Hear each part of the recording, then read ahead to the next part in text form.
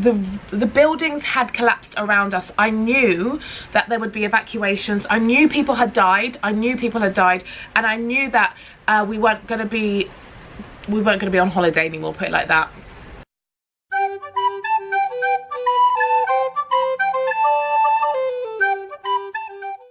Hi guys, welcome to my channel.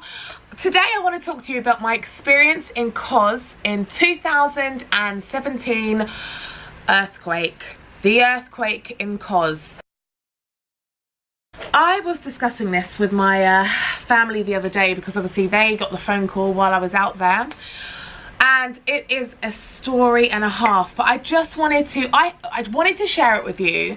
And I realized that I had footage on my phone, and you know when your camera is full of memory, mine's about to go and I need to delete a few things. And I realized I have all this footage on my phone about the time I was in Kos and when I was in an earthquake. And when I mean I was in an earthquake,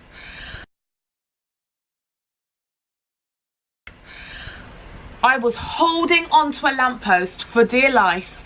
Zoom, zoom, zoom. That's the sort of thing I'm talking about.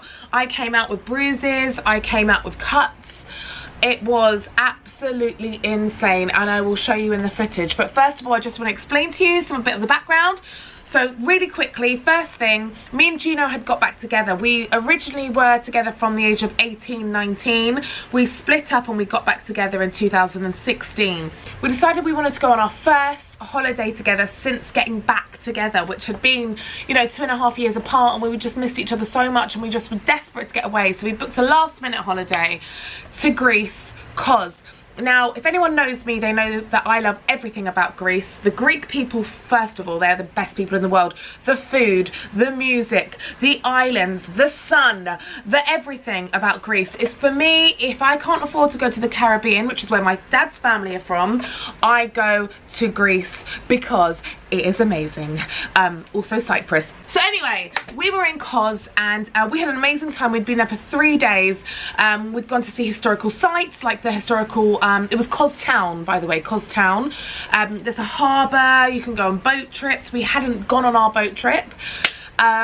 We visited the castle, the Kos Town Castle, which was amazing, and I'm really into history. So the Knights Templar, if anyone's watched the Da Vinci Code, yes, the Knights Templar, this was one of their castles. Insane. Anyway, we'll talk about that maybe another time. So I think we should just get down to it. There's an area in Kos where you go and you drink and you party and you have fun. And me and Gino, one thing about me and my husband, man, we know how to have fun, just me and him. The best thing about me and him is that we're best friends, and he's such a joker, and we don't take ourselves too seriously. We really, really don't. We went into this club. There's this kind of like alleyway in Kos Town where it was kind of like the place where all the young guys go.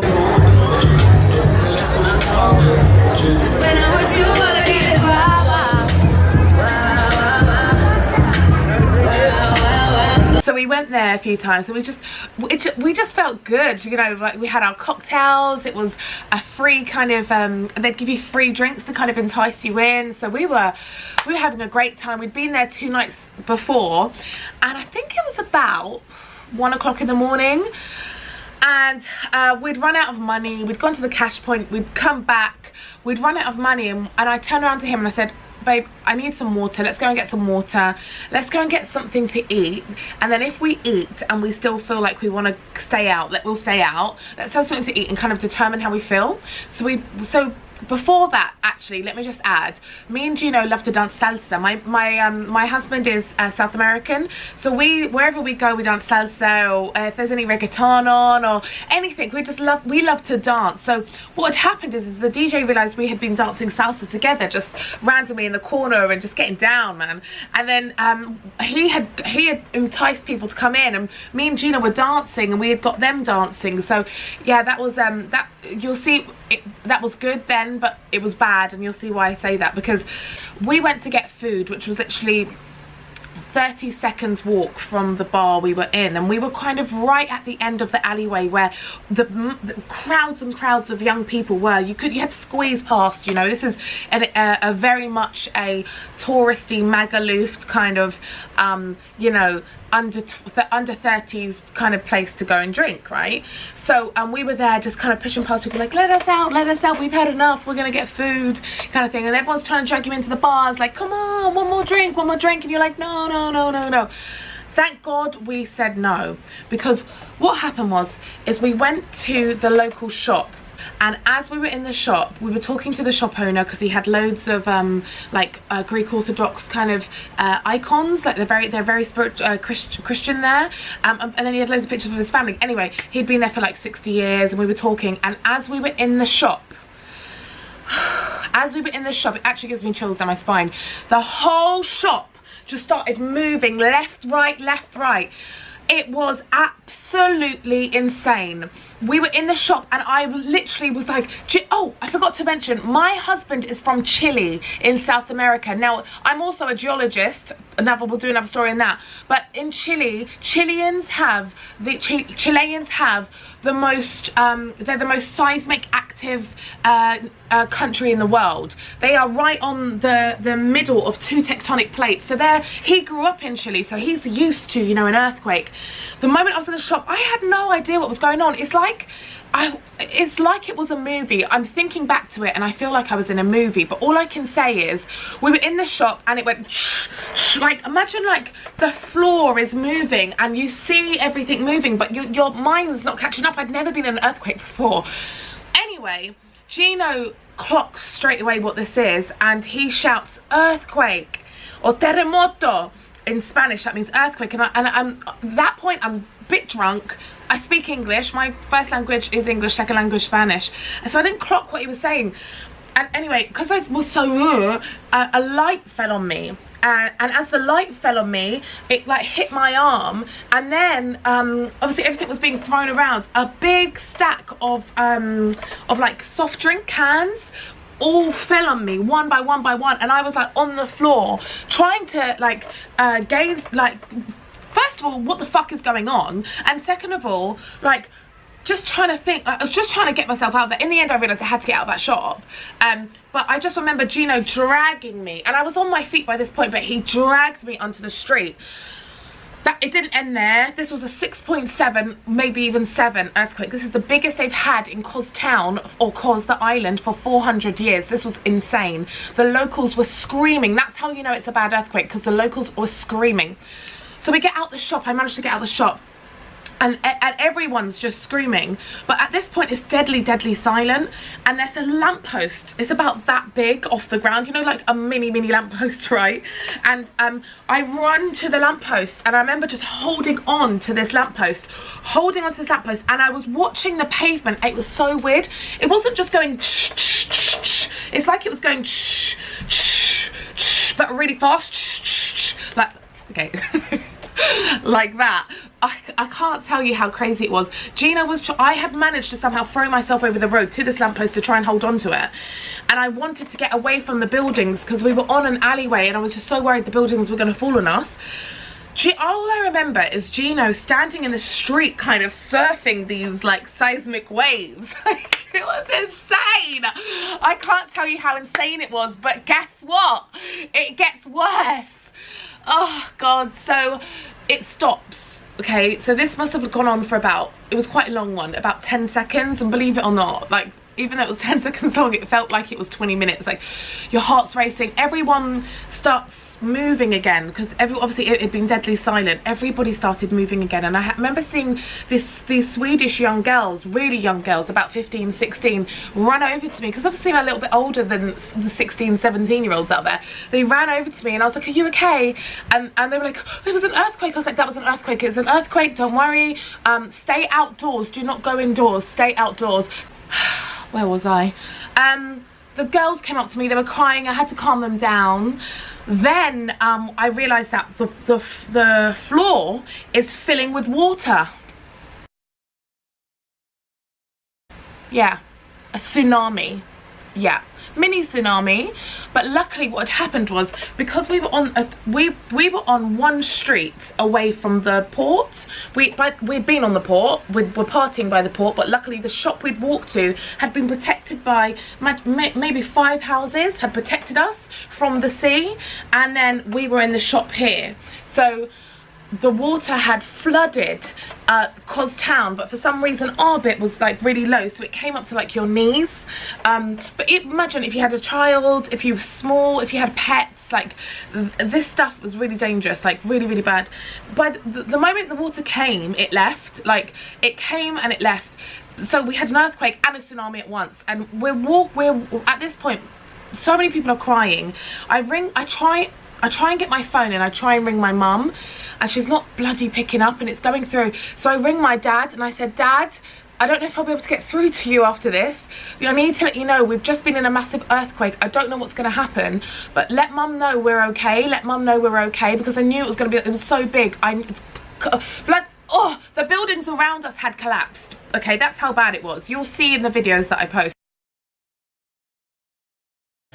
The buildings had collapsed around us. I knew that there would be evacuations. I knew people had died. And I knew that we weren't going to be on holiday anymore, put it like that. Just came back from an earthquake. Excuse the mess. We just had the biggest earthquake ever. 6.7. We've had 4 aftershocks, so we're not allowed back in our hotel. If you look, all of us are evacuated. Every time we think about going back to our hotel, the ground shakes, and it's the scariest thing in the world, because there's nothing you can do. As you can see, it's crazy. You can see my arm. I was in a shop, and we were paying for something, and the light fell on me and all of the merchandise fell on me, and Gino literally dragged me out of the shop onto the street, and we held onto this lamppost and the street just went shh. Bloody crazy. We're getting no sleep tonight, and didn't get insurance. Shit.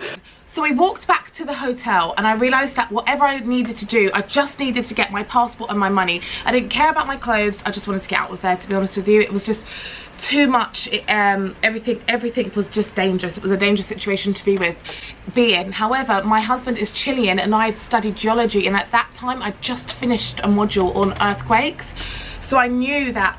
I turned around to Gino, I said, every earthquake that's say above 4.5 will have a lot of aftershocks, and every time we tried to get back into our hotel to go upstairs, we were on the 2nd floor, I think.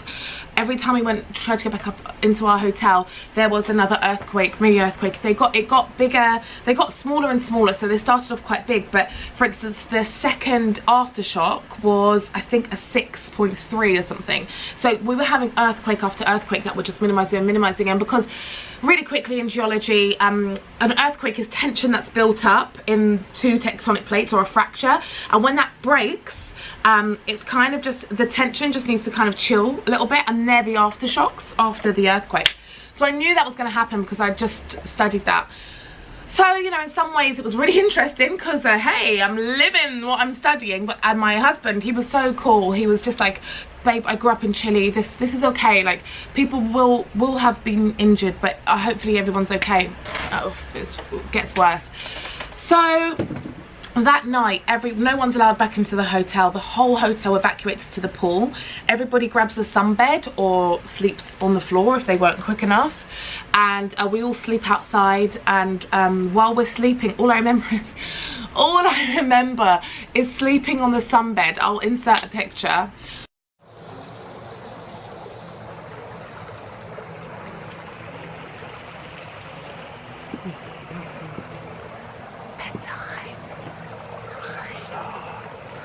I said we should be on the road, but I guess not.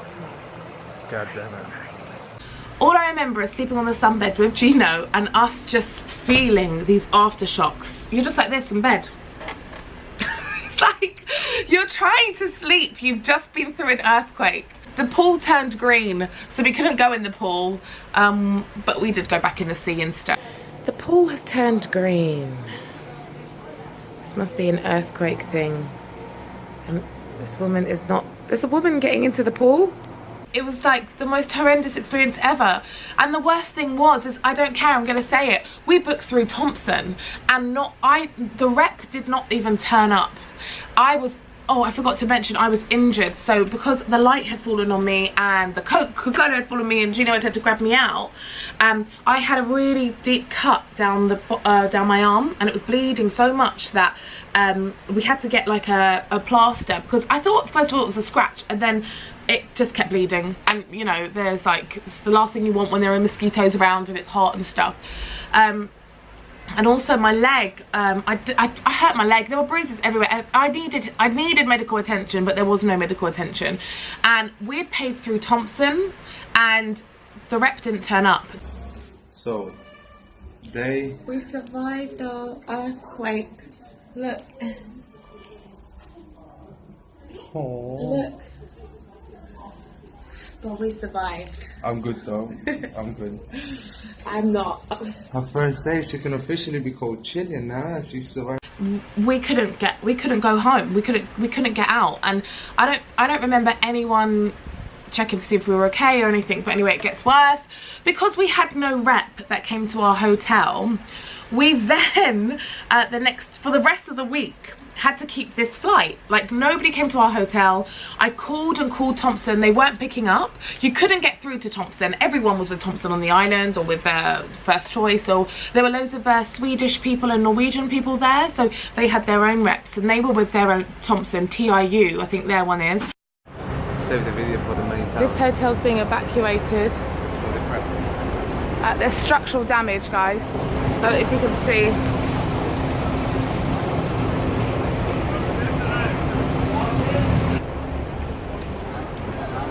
Everyone's being evacuated because the... Careful, Baba. That's what you've got to do. Anyway, there were loads of people with Thompson. Thompson never turned up. We were left for the whole week. So that was 3 days into our holiday. We had another 4 days left, 4 nights left. And that was hard. Every night we slept by the pool. It was not safe enough to go into our hotel. And what happens is, if hotels aren't seismic proof, they don't, you know, you're not going to survive. It's called pancaking, and you just get squashed between the floors. You have no chance, and this stuff usually happens at night, and it's just, no, we weren't going to be going back into that hotel. My husband, on the other hand, felt like I was going over the top, but he doesn't understand that I've studied this, you know. And anyway, the other hotels, we were lucky because our hotel didn't have any structural damage. You walked past some hotels, they had collapsed. Apartments had cracks in them that big. This is, by the way, thousands of years old, so for the structural damage to be like this shows you just how bad it was. You can see the square. This mosque has been here for 500 years. Never, ever, ever has an earthquake affected it. You can't really see, they've turned this mosque into a shop because it is Greece, but they, this mosque has been really badly damaged. Oh my God. Look at the sand on top of the roof. Look at the, what's that, Papa? God, that's madness. And then we found out the next day that, unfortunately, I think 4 people died in the nightclub we had left 5 minutes earlier. That nightclub we were dancing in and saying, everyone come in, join us, and we left them going, hey, hey, hey. 4 of those people died that we'd been dancing with. That's how close it was. Oh, it's just so scary. And the toilet, like, I'll show, you'll see the footage, but the toilets that I had been in and talking to the girls and stuff, it was completely collapsed. Everything had gone, and we'd left that 5 minutes beforehand. Scariest thing about this whole thing is that we were in that bar last night. We literally have just come from, it's called the White Corner. We were there all night. All night we were there. We were babbled, that's the other where we were all night. Toilets are up there. That's the, we went to the toilet. Good idea. That's for the first one. Going into Helen.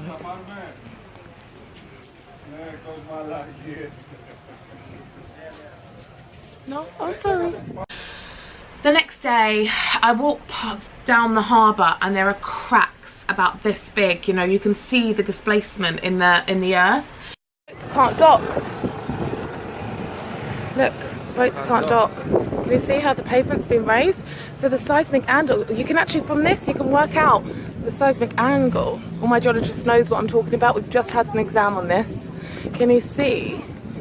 It's been uplifted by about, I'd say 20 centimetres. None of the boats can dock. Not way anymore, is it? It looks like everyone's evacuating the island apart from us. Because our hotel didn't do nothing. Our hotel stands strong. Our hotel is one of the only hotels without structural damage. Everything. Lights, and we haven't really got water. We don't have water pressure. But we got drizzle, so that's all right. We're gonna go up and see the damage now. Let's go this way. Okay. It was insane. The locals all fled to the mountains. They didn't stay there because they were afraid of another tsunami.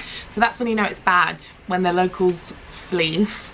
The shop owner that was in there that I had been screaming in and they'd had to pull me out, he'd lost 40,000 euros worth of stuff because like his alcohol and stuff had all fallen on the floor and smashed, and he was really upset because it was, you know, it's their peak season. They're an island, that this is when they make their money. It was absolutely fucked. The everywhere you saw a collapsed building. It's awful. And I just, yeah, that's my experience. I mean, all I can say is that the locals straight away the next day were so accommodating, so amazing. In fact, Thompson, who are Thompson? You know, the English didn't look after us. It was the Greeks that looked after us. They opened up their houses. They gave us water. They gave us food. You got to remember, at this point, everyone's fled. There isn't many people who are left open. The people who stayed are like the people just who, out of the goodness of their heart, A, don't want to leave their houses, and B, just want to help you guys because they realize you're stuck away from home. They were amazing. And yeah, when we got on the plane, the captain made a joke, and it kind of read our minds. He was like, I'm not gonna say I hope you had a great vacation, let's just get you the hell out of here. That's what he said. And we all just started clapping because by that point, however much I loved having my time with Gino and I was in my favorite place in the world, Greece, I couldn't do it anymore. I couldn't. I had to get out of there, and I'd started a new job then, and I had to call them and explain, and it's all this drama, and you could tell they looked at me like, yeah, right, you know. But I was there, and it was awful. It was like crazy awful. But hey, we survived, and luckily lived to tell the tale. Unfortunately, obviously, some people didn't, and that's yeah. I feel funny, like it hurts me when I think about that. But I thought, after going through my phone yesterday and seeing the pictures and seeing the footage, that I should share it with you guys. And yeah, that's my story time. So I hope you liked my story. Subscribe to my channel. I've actually been through some other crazy natural disasters, but yeah, that was a really, really scary experience. And anyone who's in an earthquake, all I'd ever say to you is get the hell away from buildings. Don't go back into the buildings. Don't sleep outside. Sleep where you can. Make the most of it. Make it fun. Me and Gino made it fun. You know, at the end of the day, we were snuggling outside. It turned into a camping trip, but, you know, without the tent. So yeah, thank you for watching, and I'll see you again soon. Bye.